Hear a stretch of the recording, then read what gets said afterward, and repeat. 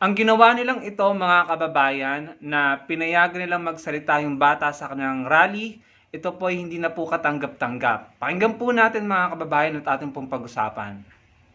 Milyon na Pilipino ang naapektuhan dahil sa droga. Nang dahil dyan, dahil droga rin ang humasak sa pamilya ko. Droga din ang dahilan kung bakit nagawa ng tatay ko ang nagawa niya sa ate ko.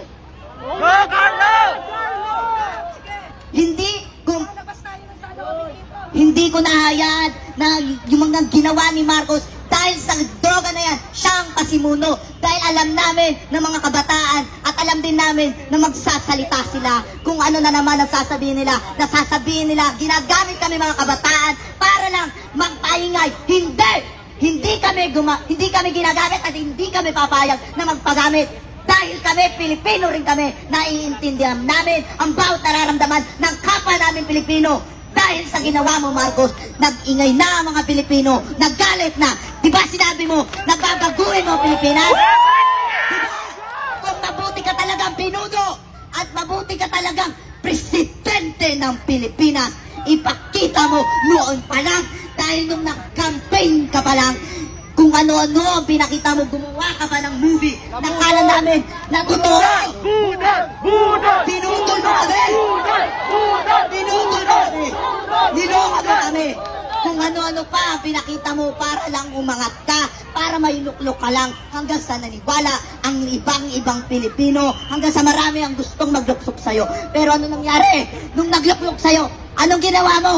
Nung naging presidente ka, nagsimula, naghirap kami, kung ano-ano nangyari, tumaas ang diesel, tumaas ang mga presyo ng bigas. Kaya kami nagagalit sa'yo, lalo na kaming mga kabataan, nung mga sa'yo, lalo na ako, nakakala ko mapapabuti mo ang Pilipinas. Pero anong ginawa mo? Kundi na droga na lumagkanap sa buong Pilipinas.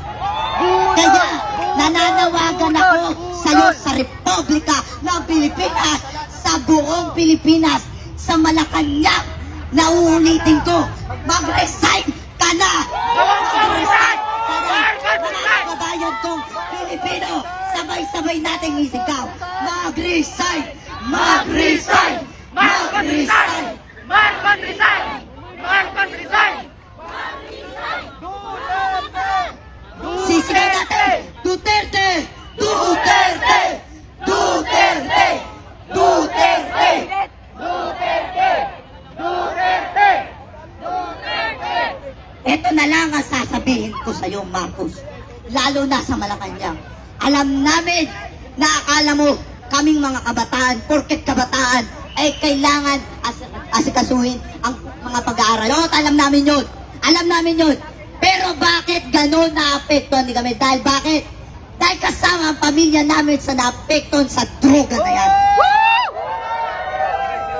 Kaya kaming mga kabataan, hanggat kaya namin lumaban, hanggat kaya namin dahil Pilipino rin kami, hindi kami matatakot sa'yo. Kahit marami ka pang ipadalang militar, dahil hindi kami malulupik ng kung sino man, dahil kami ay Pilipino din. Kaya huwag kang magtaka kung bakit hanggang ngayon nagagalit sa'yo, dahil katulad ng ginawa mo sa isang katulad naming mga Pilipino, lalo na mga kabataan, kung ano-ano na lang nangyari sa mga kabataan.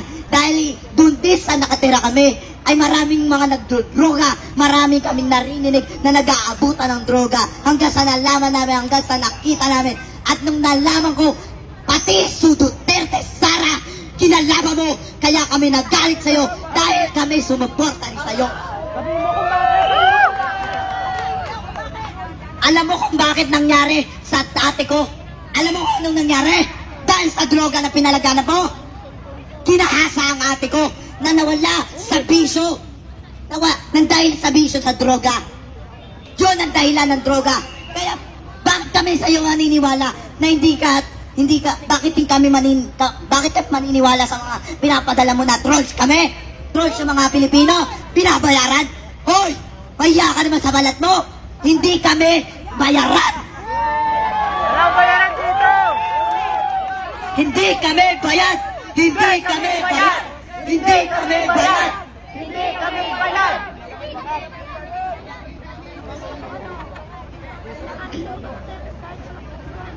Kaya nananawagan pala ako sa mga Pilipino na nananatili sa bahay.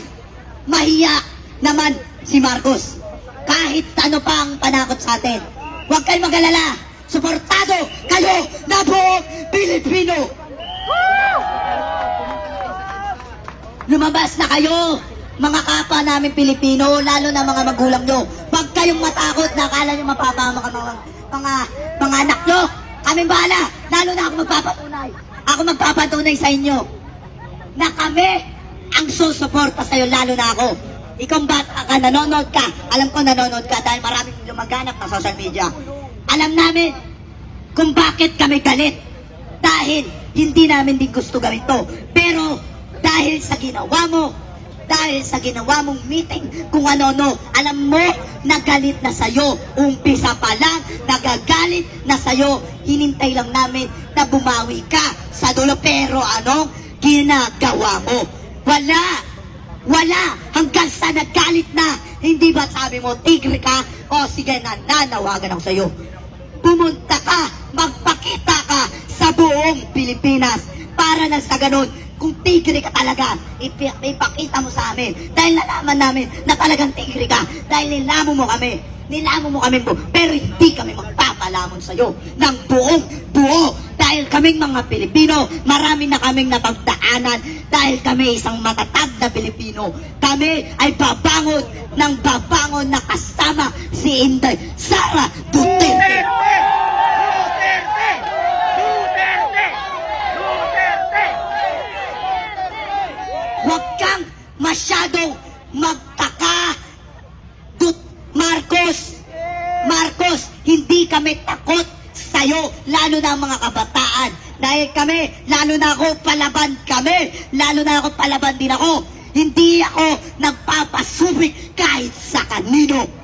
Ako ang isang Pilipino, lalo na ang mga kasama ko, kapwa Pilipino na naghihirap din sa Saudi. Minsan yung iba, nag-uuwian pa para lang magpadala sa pamilya nila.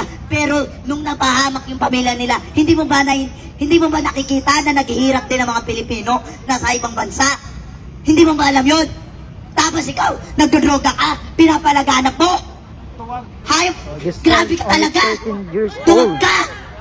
Ayun mga kababayan, grabe pati bata, hinayaan nilang magsalita ng mga hindi magagandang salita sa Pangulo sa gitna ng maraming tao sa publiko sa rally na pampolitikal, mga kababayan. Siguro naman ang DSWD dapat tignan nila ito at kung kinakailangan, sampahan ng kaso ang mga taong pumayag sa bata na magsalita dyan sa rallying yan. Unang-una, minor de edad po yung bata, no?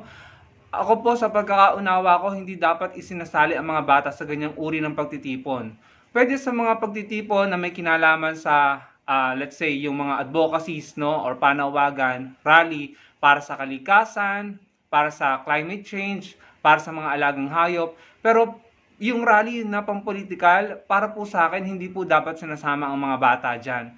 Unang-una, menor de edad po sila, wala pa sila sa hustong gulang, hindi pa nila alam ang sinasabi nila dyan. Napakinggan nyo, masyado siyang kung magsalita, akala mo na intindihan niya ang lahat ng bagay-bagay, no? Hindi naman sa minamaliit natin, ano, pero wala sa lugar ang karamihan sa sinabi niya. Una, sa pagkakaalala ko, pinagbintangan niya, no, na ang pasimuno ng droga sa bansa ay ang Pangulong Bongbong Marcos. Doon pa lang, maling-mali na yon.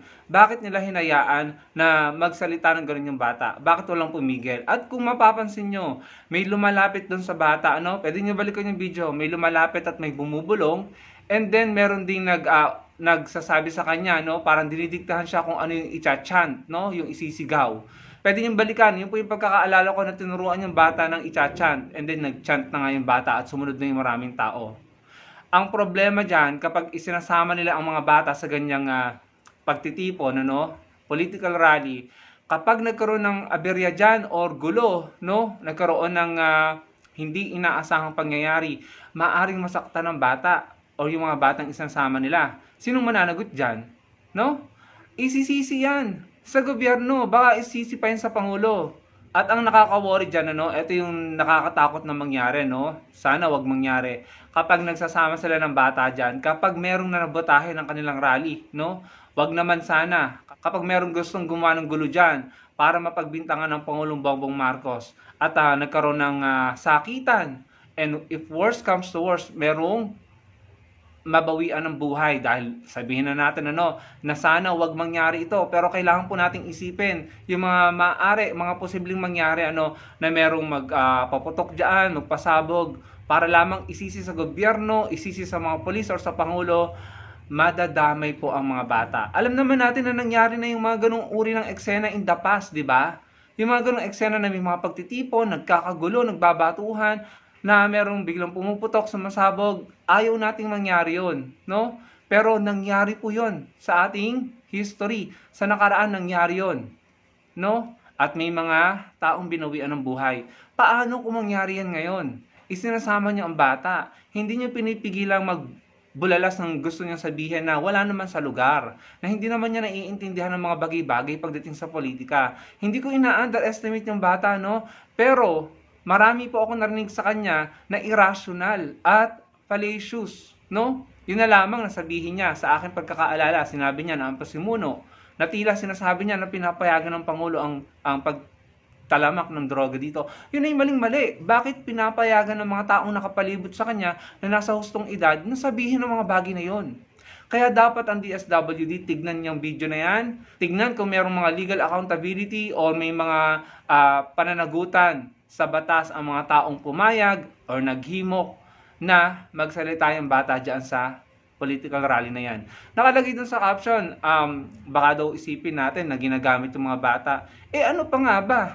No? Sabi, hindi naman daw pinilit yung bata na pumunta doon, kusang loob pumunta. Pero kayo, bilang kayo yung mga nakakatanda at nasa hustong edad at nasa tamang pag-iisip na, alam niyo na ang tama at mali at mga bagay-bagay, bakit niyo pinayagan? Hindi po ba mga kababayan? Kaya nga yung mga minor, no, na willing na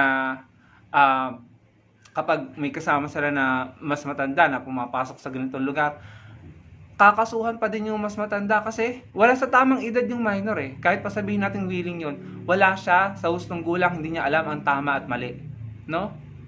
Ang nakakasuhan pa din yung mas may edad, yung nasa tamang edad na. So, ito pa hindi katanggap-tanggap. Kahit pa sabihin nila na hindi nila niyaya, hindi nila pinilit ng batang yan, nagamit po ang bata sa kanilang pansariling political na interes, mga kababayan. No? Kasi, ano ba yung paandar nyo? Ano yung papromo nyo? Ang papromo nyo, kaya gumagamit ng confidential fund sa DepEd nung time ni BP Sara ay para hindi ma-recruit ang mga bata ng mga rebelde, ng mga NPA. Tapos, galit na galit kayo sa mga nagrarally. Sa mga kabataan, sa youth na nagrarally, galit na galit kayo. Sabi nyo, mahalaga ang confidential fund ng DepEd noong time ni BP Sara para walang ma-recruit na mga bata. Ano tong ginagawa nyo? Isinasama nyo sa rally. Political rally yan. Kahit pa sabihin nyo, no, hindi natin alam ang totoo kung na-recruit nyo yan or pinilit nyo or hindi. Hindi namin alam ang totoo. But let's put it that way. Sabi nyo, hindi nyo pinilit, nagkusang loob. Kahit pa nagkusang loob yan at hindi nyo pinilit, kayo ang nasa hustong edad at nasa tamang pag-iisip. Bakit kayo pumayag na magbulalas siya ng magbulalas ng mga sinabi niya? Bakit niya siya pinayagang mag-participate sa isang political rally? Kayo yung mga nakatatanda sa kanya. Bakit niya siya pinayagan? 'Di ba? Dahil again, kapag nagkagulo diyan, kapag may nagsabotahe ng kanilang pagtitipon diyan para ibintang sa Pangulo or sa administrasyon, madadamay ang bata, masasaktan ang bata. So sa mga DDS dyan ng mga magulang, huwag nyo nang isama or huwag nyo payagan ng mga anak nyo. Kung gusto nyo na magtipon-tipon, mag-rally, kayo na lamang, huwag na kayo magsama ng bata. Dahil kapag may nangyaring masama sa mga bata, masangkot sa gulo, masaktan, masugatan, or mas malala pa, sino na naman nang sisisihin nyo? Hindi naman sinabi ng mga polis, ng gobyerno na magsama kayo dyan ng bata. Kayo, pinapayagan nyo na pumunta dyan ang mga bata, no? Willing or not, pinilit or hindi, mali na pinayagan nyo na naandoon ang bata sa gitna ng mga matatanda sa kanya, no? Na hinayaan siya doon na makiparticipate sa isang political rally. Maaari pang gamitin ang video na yan para kutyain siya sa school or ng kanyang mga kapwa bata na iba ang paniniwala kumpara sa kanya. Maari pa siyang mabuli. No? Ngayon, laman na siya ng iba't ibang social media. Laman na siya ng iba't ibang live. Pinag-uusapan na siya. At iba-iba ang nagiging reaksyon. May negatibo, may positibo, merong hindi magagandang komento. At kapag narinig niya yon, anong epekto nito sa kanyang mental health? Forever na naandyan yung kanyang video. Paglaki niya, naandyan na yan, makikita niya. Forever na yang magiging parte ng buhay niya. At sa akin palagay, hindi magandang parte yan. Sana yung mga nasa hustong gulang lang ang pinagsasalita nyo dyan, huwag nyo lang isama yung mga bata dahil kapag may nangyaring hindi maganda, untowards incidents, baka masaktan or baka mas malala pa ang mangyari. No? So, hindi yan katanggap-tanggap. Kahit sabihin nyo hindi nyo pinilit, nagkusang loob, pinayagan nyo. Bakit nyo pinayagan? Huwag naman sana yung mga bata na minor de edad. Hindi tama yan. Hindi po tama yan. Lalo pat kung nagsasalita ito ng mga bagay na malayo sa katotohanan, fallacious at irrational. Baka akalain ng ibang bata na makakarinig sa kanya, yun ang totoo. Kasi siya na mismo, yung batang nagsasalita, pinapaniwalaan niya na totoo yun. Kaya ako, nananawagan ako sa mga authority, DSWD, tignan nyo kung meron pananagutan ang mga pumayag sa batang yan na magsalita.